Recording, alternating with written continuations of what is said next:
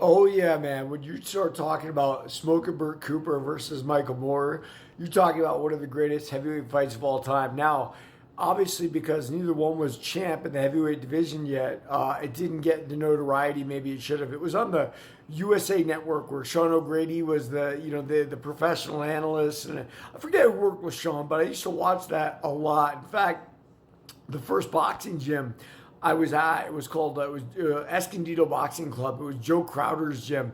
One of the kids there, they really promoted really heavily, and he eventually made it to a pro. And I was locked up in jail, and I saw him fighting on that. I said, "Wow, this is a small world." It's funny, but yeah, I mean, every once in a while on USA Boxing, there were some real stinkers on that, but there were some just memorable fights. And this, I mean, I think is the most memorable of all. I'm watching Smoking Burt Cooper and Michael Moore knock each other down two times.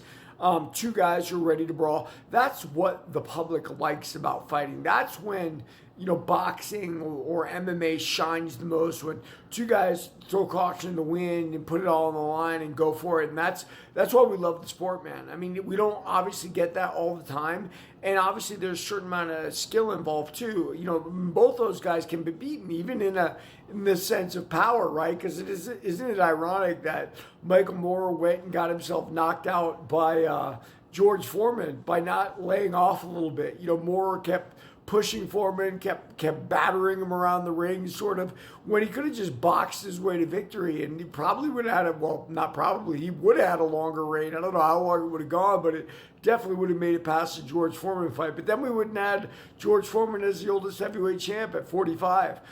Cooper's career is sad, but listen, the one thing about, I remember Johnny Boz was his manager, and I remember the fight on USA Network again with Burt Cooper and George Foreman. They both fought Foreman. And Cooper behaved really strangely in the ring. He ran around for 2 rounds, and then he kind of gave up. And the commission came in, and it's funny because Sean O'Grady was backing Cooper, like, "Hey, I've taken those punches." And the commission member, I guess, was an ex-fighter too. He goes, "Hey, I have too, Sean. There's still something weird going on."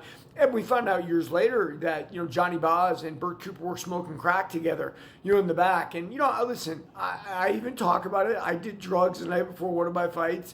You're not in any shape to fight after that, right? You're like a wounded victim, an animal. And so that was a lesson for me. I didn't learn it during watching Burt Cooper. I didn't know what happened really, and I guess I had to learn it for myself. It's one of those things.